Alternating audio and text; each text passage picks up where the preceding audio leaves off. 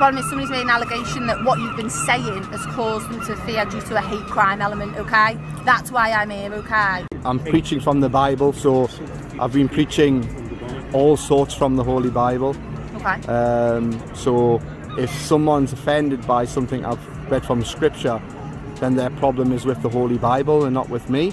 And it's not illegal to read from the Bible or preach from the Bible in this land. Preaching Christianity is a hate crime in the UK since when? This video raises serious questions about where free expression now stands. 3 female officers approach a man preaching from a Bible in Liverpool city centre. The sermon is already underway, the camera is already rolling, and the reason given is simple. Someone complained about being offended. Officers begin asking for his name and address. The preacher refuses, pointing out that personal details are only required if someone is being detained. The focus quickly shifts to the content of the sermon. Officers suggest certain verses could be viewed as homophobic or racist. The preacher responds that the words are scripture, not personal opinions, and reading them in public is lawful. He explains that the Public Order Act protects freedom of expression and that offence alone does not amount to a crime. But the officers continue with intimidation tactics, claiming feelings of alarm or distress could still apply and stating it is a hate crime involving additional backup officers. Watch for yourself and see, because this raises serious questions about where free expression now stands. I've been preaching from the Bible. Yeah. Okay, so I've been preaching about all different types of things. Okay. So Do you have that all on record, do you? yeah, I record Do you everything. record everything? Yeah. Do you have a page or whatever that you, is it like live streamed, or do you have a page that you could upload it on? Well, I basically just record for my own safety, really, just to guard against lying accusations, which often can happen, or misinterpretations to what I'm preaching. Okay. So, have you been preaching any? Have you been speaking about any, making any homophobic remarks, any racist remarks whilst you've been preaching? Of course not. Well, I'm not a racist, and I'm not homophobic. I'm simply here today to preach Christianity from the Holy Bible. So that's what I've been doing. Are you here with these people as well with the signs, or are they? Yes, we're all together. So how long have you been here for? We've been in town today for about 2 hours or so. 2 hours. Yeah, we were preaching up there, but the bus that came there was very loud, so we came up here to preach. So. Do you just pick like a different city every so often to come to, or do you based around here? Yeah, I preach all around the country, actually. Yeah.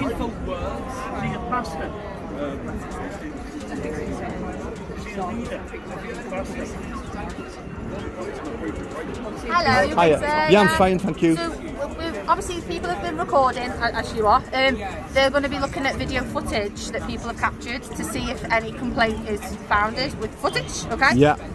What was your plans for the rest of the day? Because I've had quite a few people that have phoned about what you've said, and I think it's causing a bit of distress to the community at the minute. Obviously, I've not been here, so I don't know what you've said. Yeah, but your job as well is to protect freedom of expression. Yeah, I to understand protect that. to protect our human rights. Yep. So, for example, in the Public Order Act, Part 3A, 29J and 29JA protects freedom of expression. Yeah, you can express yourself rightly, so yeah. So I've been standing here expressing myself, preaching the Bible. If some people are offended, to be quite frank, most people are being fine walking by. If there's a few people that's offended, that doesn't mean that there's an offence being committed.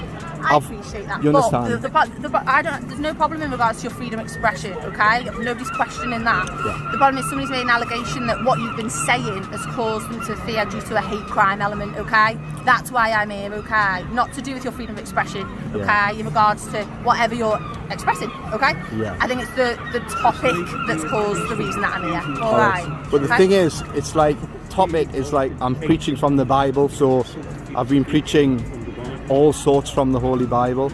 Okay. So if someone's offended by something I've read from Scripture, then their problem is with the Holy Bible and not with me.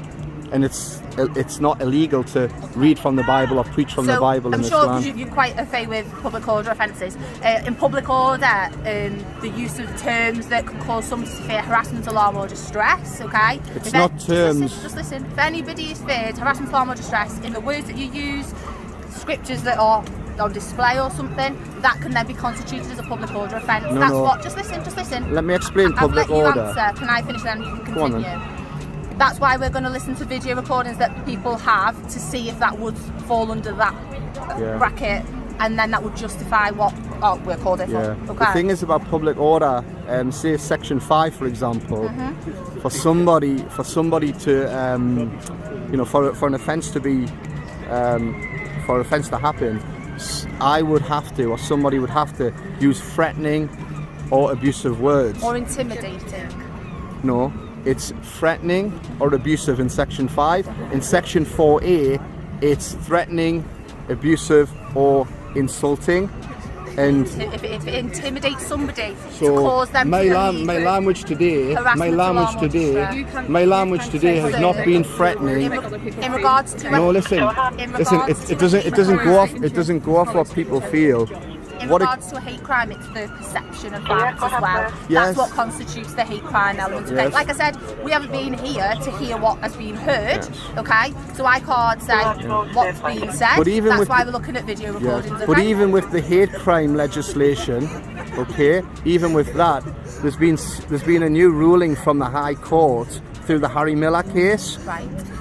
The College of Policing are changing their guidance and passing But that until guidance has been onto you. changed, we go off the guidance. Yes, that's but you've currently also in got to effect. go off common sense, and if you look at the ruling, that's what you should be going off. As I'm sure you'd agree, if us use common sense in this situation, in a common sense setting, if somebody's phoned us saying they feel harassed or alarmed distress, I have to deal with that matter. Do you agree? Yeah, I have to establish that nobody is harassed, alarmed or distressed from what you've been saying. But what okay? happens is, That's why we're for an offence, for there to be an offence of Section 4A or Section 5, okay, I would have to be guilty of using threatening, abusive or insulting words, and that's certainly not what I'm doing. I'm simply here preaching from the Bible. I haven't said you're guilty. Sorry? Even if that's not your intention, somebody has felt that way, and therefore they rang us. Do you understand that? Yeah, I do understand so that. that's what we're Yeah. trying Oh no, to- that's I what we're trying totally to get across understand to that you. if you guys get a That's what we're call, getting across to you. if you guys get a call, We you have to guys come- have got to we can't go and just ignore it. investigate that. Yeah. I So get that's that. what we're Yeah. trying to explain to you. Yeah. If that's not your intention, that's fine. But if someone feels that way, then who are we to say that they can't feel that Yeah. way? Do you know what I mean? Nobody's responsible for anybody how they feel. Pardon? I can't dictate to somebody how they feel. Well, nobody People, can. people might feel don't Nobody like can. police. I don't like the police. That's fine. That's my feeling. Not a problem. It's not a, Yeah. it's not a crime. It's not a problem. No, but if someone, obviously in the Public Order Act, we've got 4A, which can also be registered. It can also Section 5 and intimidate Section behaviour. 4A. If someone feels that way, that's how they Those are feel. two public order acts. Who are we to dispute that? Yeah. I So can feel what? threatened by you. That's fine. Is that right? Yeah. But my colleague's getting, So what do getting you video. base? What do you base? So your my judgment colleagues, on? so my colleague's now going to do a video to see what's been said. Okay, and then we'll get to the bottom of it that way.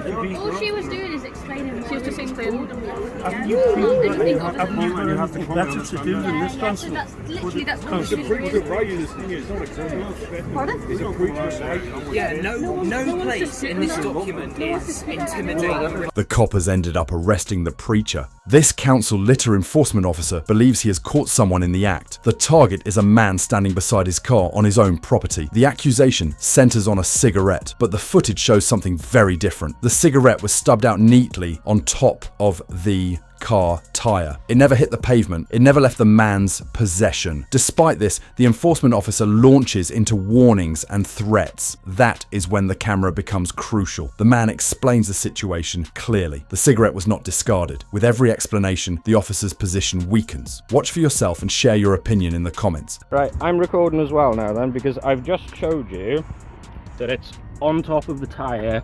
Yeah, so it goes There. and you walk away from it. I haven't There, walked away you from it, walk I'm away still to the here. back of the car. Suddenly drop in 1 meter, that's a one. I haven't left Okay, it. sir. It's on top of the tyre. Okay, so you contest it with them, you report it by yourself, you contest it with them, so... Okay? I'm going to reach in and take it off the top of the tyre, which is where it was. It's Yeah. there. I got on camera as well, so you just contest it with the council, so okay? But And now I'm putting it back on there. It's on my property, it's not on public property. Okay, so you go on camera, you go your audits, I got mine, so then you contest it with the council and then we just take it from there. And what it states anyway is if I discard it and then leave it. I haven't left it. I haven't left the car. Under section 87, 19 environment sections, so coming to the law, so then that's the stones to drop here, you have to go to when you can't even the... You're Anyway. telling me I can't put it on property that I own? So you own your car, but you don't have the problem. So that's why. So soon you put it. Like I say, you go on camera, contest with the council, sir. You got right to do so. Well, just drop the case. That's the easiest thing. I've showed you where it is. Yeah, but I didn't lie about it. It's not like it was on the floor. I have to do my job, sir. Well, that's fine. You do your job. So I need to give you details and you contest it with them. That's between you and the council, sir. I'm not giving you any details. Okay, I'm going to go through the wheel in the car. So it's fine. It's not registered to me. Okay, that's fine. You're responsible for time and the date you are driving this car, sir. Yeah, don't care. Okay. You're not a cop. I don't have to give you anything, and I haven't committed an offence. Yeah, I can always do under section 8719. I can always call to the police. So then, if Call you who you refuse like. if you refuse to give you details, that's £1,000 is fine. That's another offence, sir.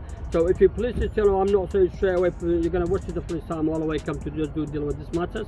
So, but if you any police officer around, and so we're gonna stop by, then you're all gonna get arrested for it. So that's then They're not going to arrest me for putting a cigarette on top of my tyre. Okay. So, like Call them. Call the police. Like I said, I go through the video I was on by the post. I'm not gonna waste the police's time come all the way, and I don't know how long gonna take the police to get here.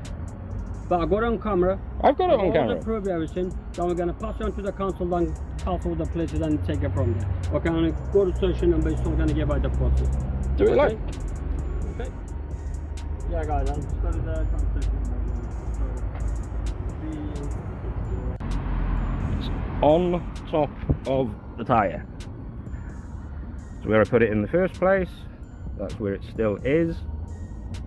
Can put it on the tyre if I want to. It's not discarded, and I haven't left. I haven't left the car, I haven't left the bay where the car is parked, nothing.